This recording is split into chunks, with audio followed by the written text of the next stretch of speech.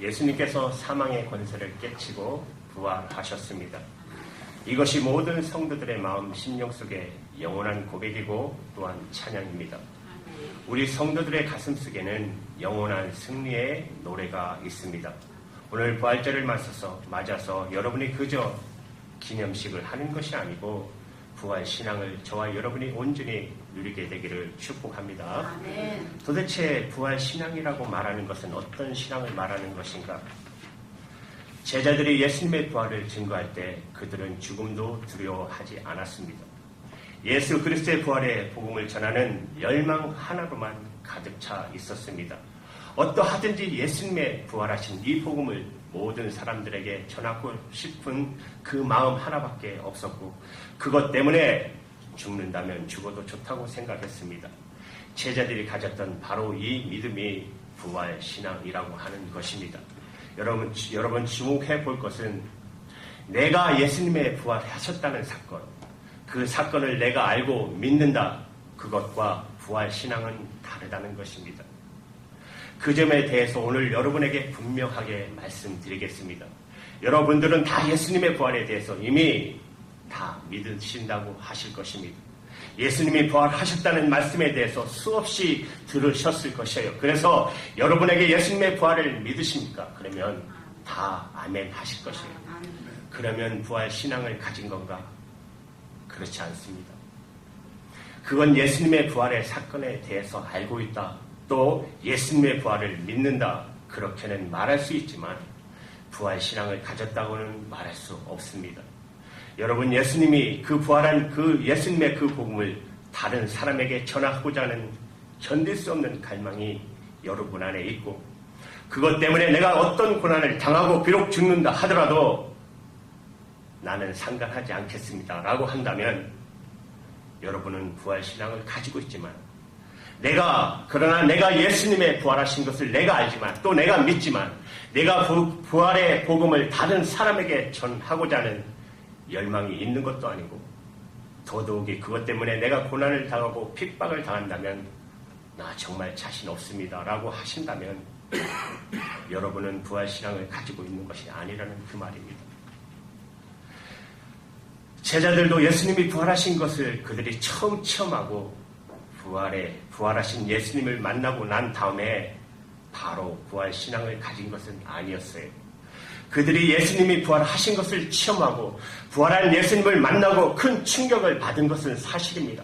그렇지만 그들이 그때 마음은 오히려 자질감에 빠졌어요. 자기들이 예수님이 십자가 지실 때 예수님을 다 부인하고 예수님을 버리고 도망갔던 제자들이었어요. 예수님을 다시 뵐 면목이 없었어요. 예수님께서 자기들을 받아주실 것 같지도 않았어요. 그래서 제자들은 예수님 부활하신 것을 보고도 그들은 다시 옛날 어부 생활로 돌아가려고 했습니다. 예수님의 부활을 실제로 목격한 제자들이 바로 부활 신앙을 가진 것은 아니었습니다. 그들은 나가서 예수님을 부활하셨다는 말을 다른 사람에게 전하는 것도 대단히 자신 없어 했습니다. 누가 믿어주겠어? 안 믿으면 또 어떻게 하겠어? 오히려 예수님 부활하셨다고 나갔다가 붙들려서 옥에 갇히고 죽으면 그것을 어떻게 감당하겠어? 예수님의 부활을 실제로 목격했지만 예수님의 제자들은 집 밖에 나가서 예수님의 부활을 증거할 수가 없었어요. 그런 능력이 없었어요. 예수님께서도 제자들에게 너희들이 내가 부활한 것을 이렇게 보고도 왜 나가서 전하지 않느냐? 빨리 나가서 나의 부활을 전하라. 그렇게 하시지 않으셨어요. 예수님께서 오히려 제자들을 붙드셨어요. 나가지 마. 기다려. 안 돼. 왜요? 부활하신 예수님을 직접 만났는데 뭘 또 기다려요? 성령이 오시기까지 기다리라고 하셨어요. 예수님께서 제자들에게 아직 부활의 신앙이 없다는 것을 아셨어요. 부활의 신앙은 어떻게 얻어지는 것이죠?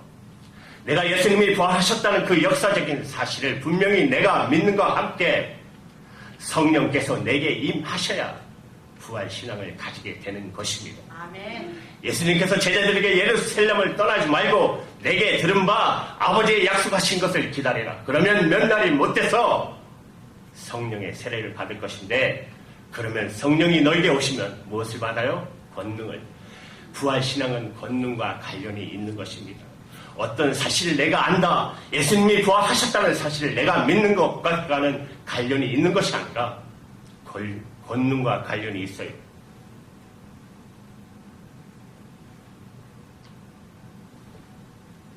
권능과 관련이 있어요.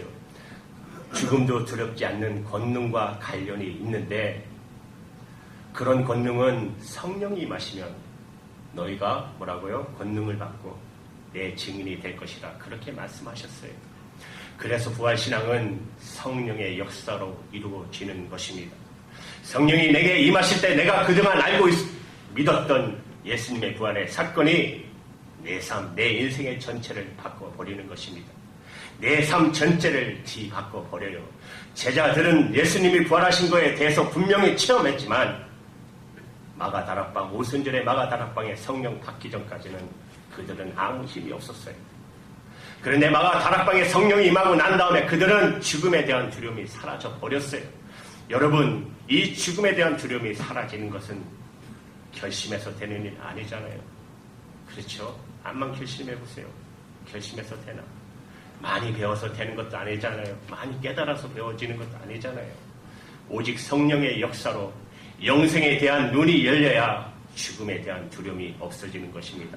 아, 살고 죽는 것, 이것으로 끝나는 것이 아니구나. 영생이 분명히 있구나. 부활의 영광을 성령의 역사로 분명히 눈을 떠야 비로소 죽음이 아무것도 아니라는 것을 확신이 오게 되는 것이에요. 가장 놀라운 일, 정말 예수 믿고 우리가 누리는 가장 놀라운 역사가 바로 부활 신앙인데, 그것은 내 마음속에 설명할 수 없는 평안이 오는 것이에요.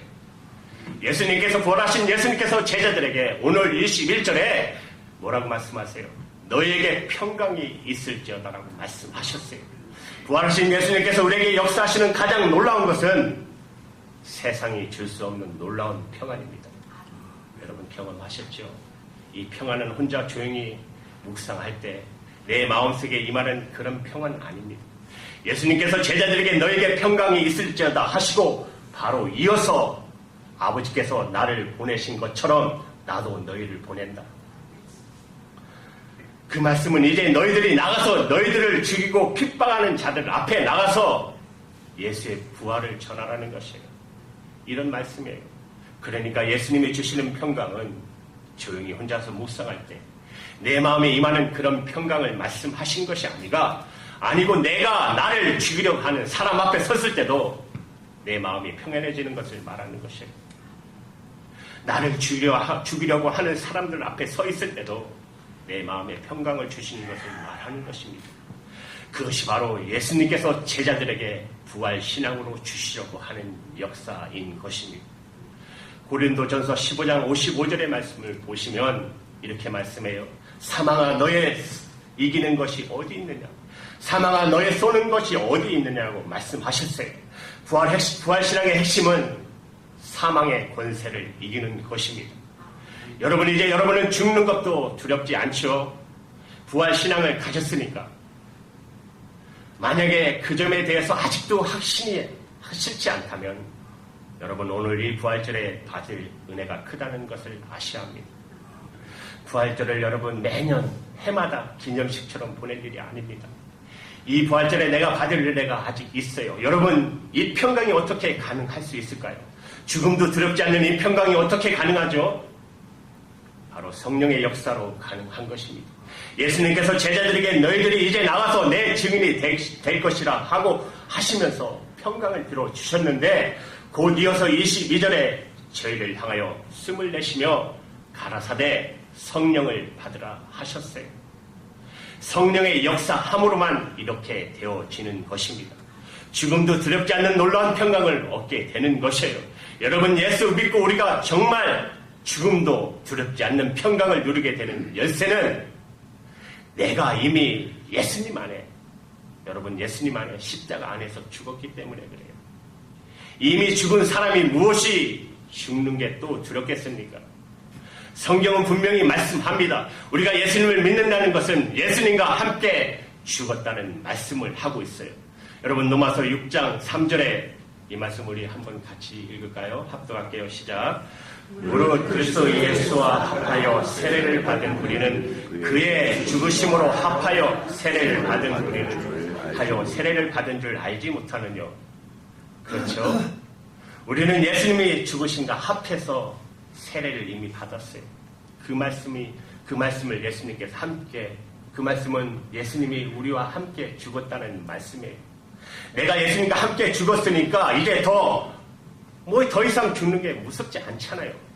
예수님께서, 하나님께서 오늘 여러분 중에 아직도 나는 부활신앙을 가지 못했구나, 나는 여전히 죽는 게 두려운데 하신다면 하나님은 여러분에게 물으세요. 너는 예수 그리스도와 함께 십자가에 죽은 것이 분명하냐? 너 정말 십자가에서 죽은 거냐? 물으세요. 하나님은 우리에게 오직 하나의 믿음을 보시기 원합니다. 그것은 예수님과 함께 죽었다는 것에 대해서 너는 정말 믿느냐? 우리가 이 부활의 능력을 경험하지 못하는 이유는 오직 하나입니다. 내가 예수님과 함께 십자가에서 죽었다는 믿음을 갖고 있지 않기 때문에. 여러분들도 잘 아시죠? 노마 시대에 얼마나 많은 핍박이 있었습니까? 노마 교회, 초대교회 그리스도들이 말할 수 없는 핍박을 피해서 무덤 속에서 살았어요. 그때 당시 노마의 무덤은 여러분 아시는 대로 카타콤베 들어보셨죠? 하는데 응해지라는 토기예요. 그러니까 손으로 파도 파질 수 있는 그런 흙이에요. 그런데 이 흙이 공기에만 노출만 되면은 굳어져요. 그리고 이 얼마나 신기한지 이 냄새나 물기를 다 빨아들이는 그런 흙이에요. 그래서 그들은 무덤을 거기에다 만들고 이들 거기에서 살았던 것이에요. 핍박을 피해서. 왜냐하면 너무나 좋잖아요. 모든 냄새가 사라졌으니까. 그렇죠? 사람이 죽어도 거기에다 안치하고 그렇게 함께 살 수 있었어요. 왜? 냄새도 없고 썩는 물이 거기서 없기 때문에. 아이를 낳고 대를 이어가면서 그리스도인의 공동체를 이루고 살았어요. 무덤 속에서 시체들과 같이 살았어요. 핍박을 피해서 숨어 들어간 곳이 바로 카타콤베 거기였어요. 그러므로 초대교회의 성도들은 항상 죽음 가운데 있었습니다. 시신들과 같이 살았어요. 그들은 날마다 죽었어요. 그들이 보는 것이 죽음이었어요. 그래서 그들은 예수님과 함께 죽었다는 것에 대해서 너무나 실감하고 살았어요. 그런데 놀라운 것은 그들은 무덤 속에 살았지만 예수님의 생명으로 살았어요. 부활의 주님과 함께 살았어요. 그들은 그곳에서 주님을 찬송했고 그곳에서 주님이 주시는 기쁨 가운데 살았고 그리고 주님 앞에 감사했고 사랑했어요. 결국은 그들을 통해서 노마가 뒤집어지고 말았어요. 여러분, 부활의 역사는 날마다 죽는 것, 예수 그리스도가 함께 이미 내가 죽었다는 것을 믿는 것, 그것이 바로 내 삶 속의 죽음도 두렵지 않는 부활의 믿음으로 일어나게 해주는 것입니다. 여러분, 많은 크리스찬들이, 많은 성도들이 상처를 받았다는 말을 많이 해요. 그것은 그에게 상처 준 사람이 있었다는 뜻이지만 또 하나는 상처받기 쉬운 자기 마음을 자기가 잡고 살았다는 뜻이에요. 상처로 물들어 있고 병들어 있는 자를 자기 생명으로 여기고 살고 있다는 뜻이에요. 많은 사람들이 살기 힘들고 어렵다고 말해요. 그 말은 너무나 형편이 어렵다, 힘들다는 뜻이기도 하지만 자기 힘으로 자기 인생을 살아가느라고 몸부림치고 있다는 뜻이기도 해요. 이미 우리는 예수님과 함께 죽고 예수님이 내 생명이시고 내 주님 되셔서 사는 자가 되었음에도 여전히 내 힘으로만 살아가려고 있다는 뜻입니다. 그러니까 살기 힘든 것이죠.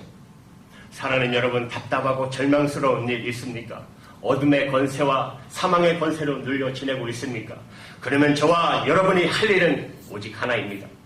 그것은 예수님과 함께 십자가에 이미 죽었다는 사실을 여러분이 믿음으로 받아들이는 것입니다.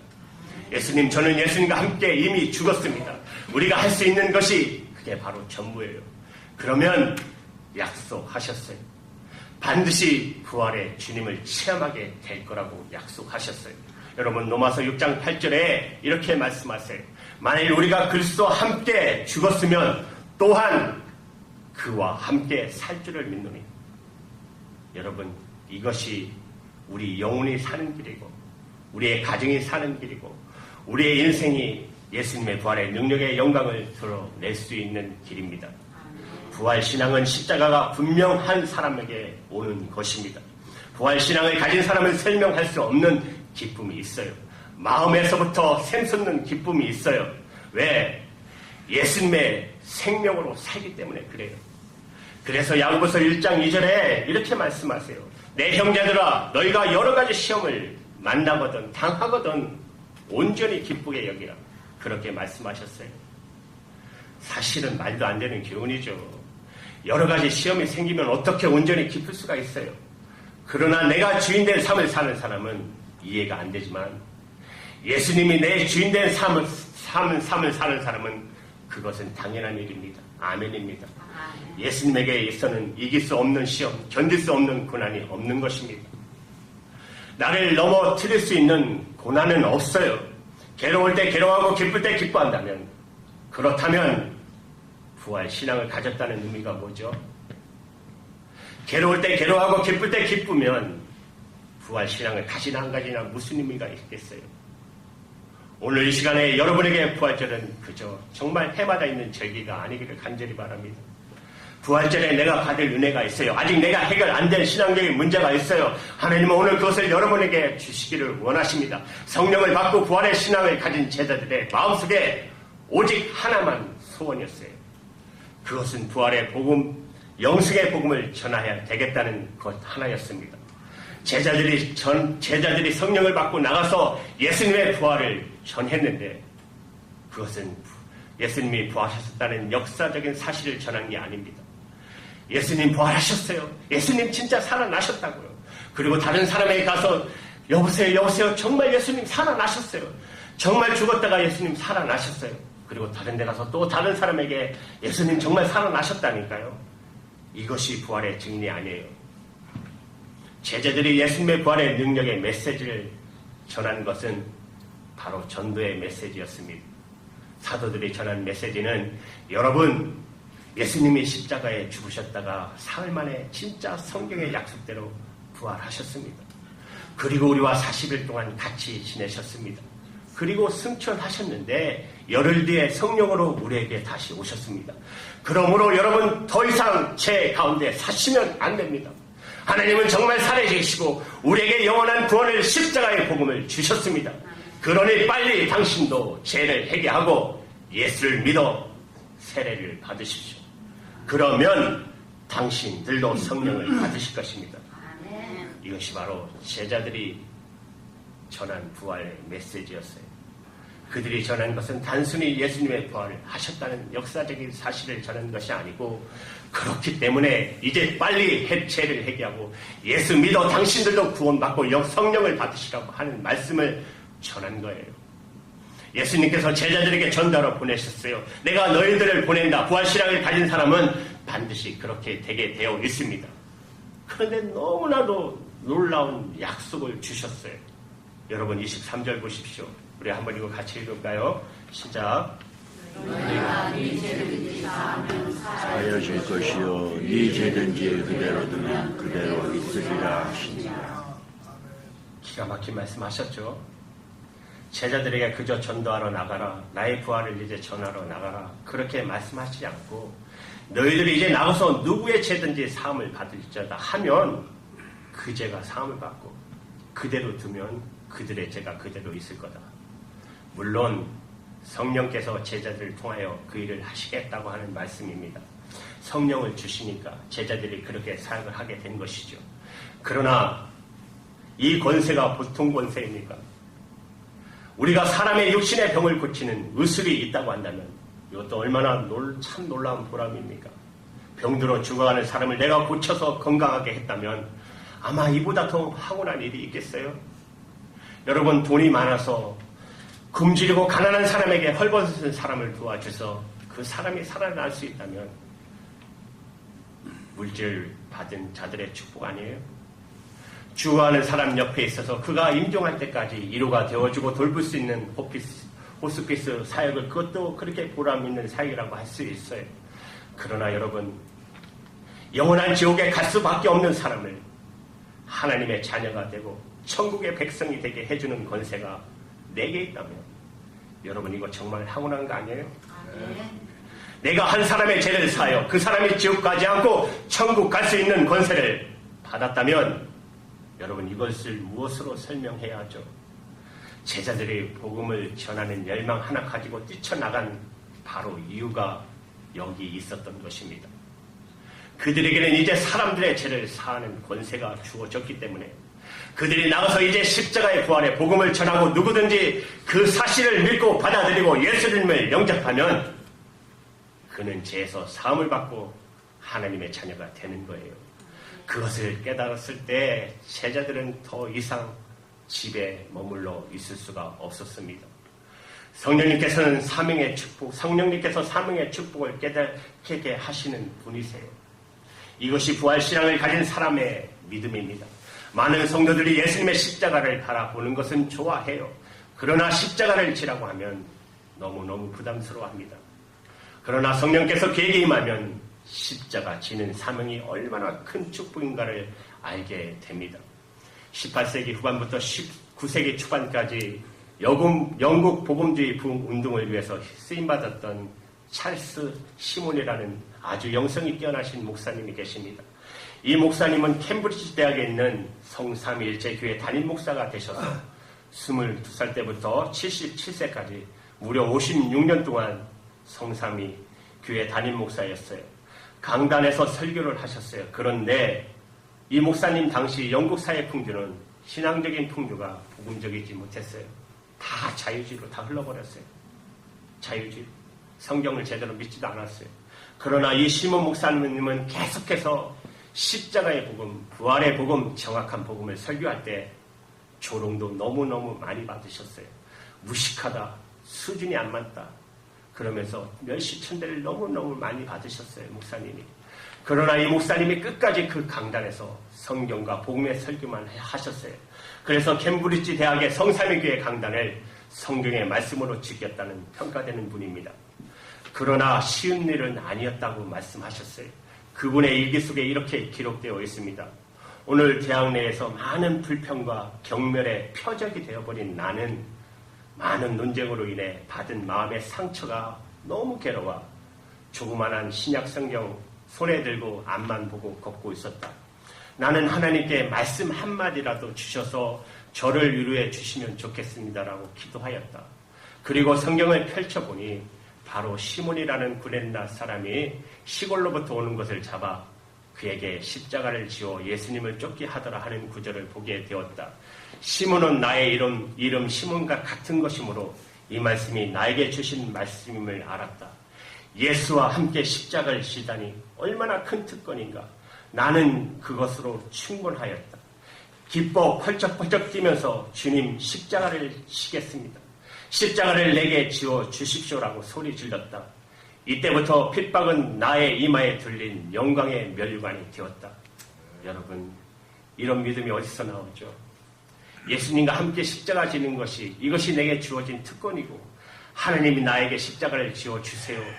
그렇게 기뻐 펄쩍펄쩍 뛰면서 하나님께 구했다 하는 도대체 이 역사가 어떻게 일어납니까? 성령님께서 하시는 것이죠. 성경의 약속처럼 예수 그리스도께서 하시는 것입니다. 지금도 예수님은 우리 가운데 함께 계셔서 당신의 일을 하고 계신다는 사실을 정확히 눈이 뜨이고 나니까 십자가 지는 것도 축복이라는 그 말입니다. 초대교회 당시 핍박자들은 그걸 몰랐어요.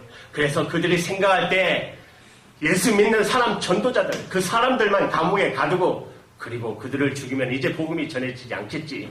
복음의 역사는 끝나는 줄 알았어요. 전도할 사람이 없는데 복음이 어떻게 전해지겠어? 그러나 복음의 전도는 예수 그리스도 그분이 직접 하신다는 것을 그들은 몰랐어요. 복음이 증거되는 것은 사람인 전도자가 하는 것이 아니라 바로 예수 그리스도 그분이 직접 하시는 것을 그들이 몰랐기 때문에 사람들만 감옥에 가둬놓았던 것입니다. 그러나 복음은 더 계속해서 전해졌어요. 그러므로 여러분도 부활신앙의 부활의 영이신 성령님을 주목하셔야 합니다. 항상 여러분 그리하셔야 합니다. 여러분이 언제 어디서 있든지 성령으로 우리 가운데 예수 그리스도 그분이 부활의 역사로 지금도 역사하고 계십니다. 노벨 문학상을 받은 소련의 작가 솔제니치, 스탈린 차에서 공산주의 체제 비판을 발언했다가 그가 시베리아 수용소로 끌려갔어요. 그로 인해 가족들은 다 흩어졌어요. 말할 수 없는 고통을 받았어요. 세월이 흘렀어요. 14시간 동안 일하는 그 강제 노동을 시달리고 그로 인해 병까지 생겼어요. 장암이 생겼어요. 솔제니치는 더 살고 싶지 않았어요. 이 수용소에서 나갈 수 있다는 소망도 안 보이고 몸은 병들고 죽어가니 죽고 싶었어요. 그러나 죽을 수도 없었어요. 어떻게 죽어야 될지 모르는 것이요. 그때 생각이 납니다. 내가 사람들이 모여있을 때 철조망에 있는 쪽으로 달려가면 그러면 간수들이 총을 쏘아 죽여주지 않겠나? 아, 그러면 되겠구나. 간수들이 나를 죽여주겠구나. 그래서 그가 정말 그리 했어요.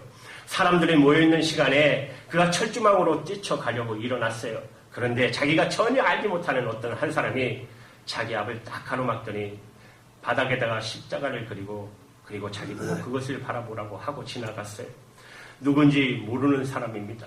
그 십자가 이미 본 적 있는 십자가, 성경도 다 알고 있는 솔제니치이지만 그 사람이 바닥에다 그려놓은 그 어설픈 그 십자가를 바라보는 순간에 말할 수 없는 마음의 평강이 임했어요.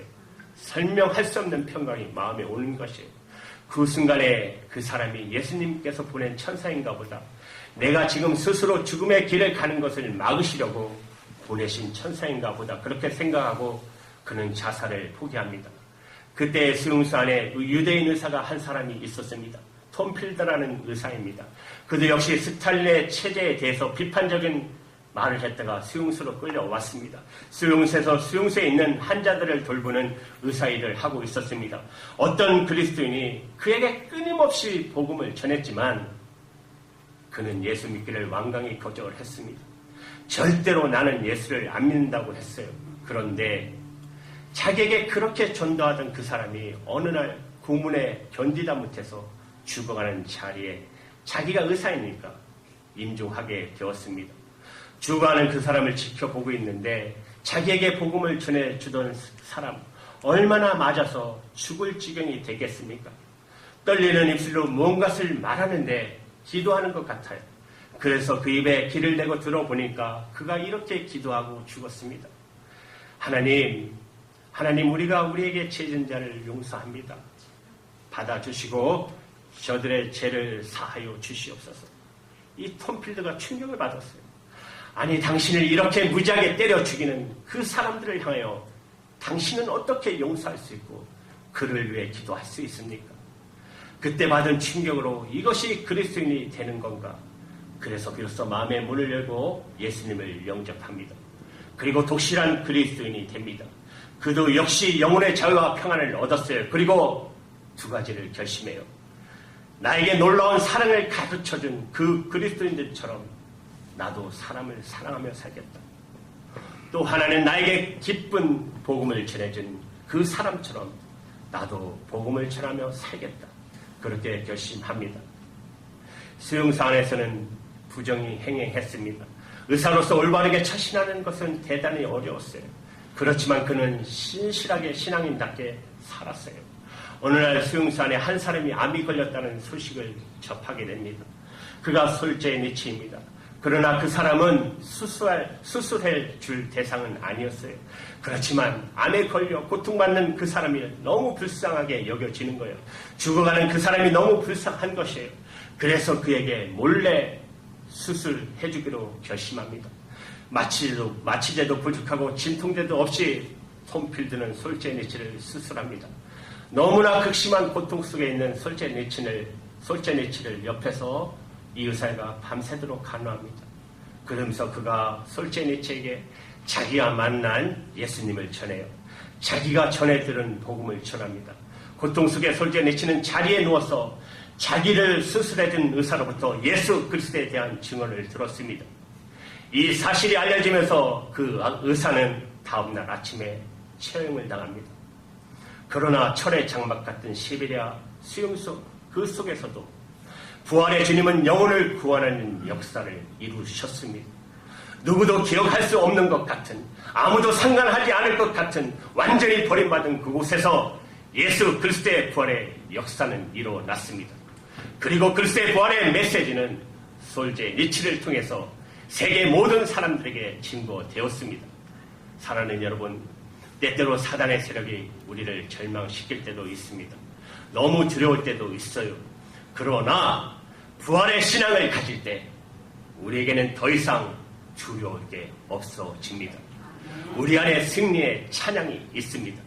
영원히 끊어지지 않는 부활의 승리의 노래가 우리 안에 일어나게 되는 것입니다. 마틴 루터는 노래했어요. 찬송가 384장에 마틴 루터는 이렇게 찬양했어요. 내주는 강한 성이요 방패와 병기 대신에 큰 환난에서 우리를 구하여 내시도다. 이 땅의 마귀 들끓어 우리를 삼키려 하나 힘있는 장수 나와서 날 대신하여 싸우네. 이 장수 누군가? 주 예수 그리스도 만군의 주로다. 당할 자 누구랴? 반드시 이기리로다. 오늘 이 시간에 부활하신 주님께서 성령으로 여러분 가운데 오셔서 여러분 안에 이 승리의 찬양이 터져 나오게 되기를 주님의 이름으로 축복합니다. 아멘. 축복합니다. 아멘. 기도할게요.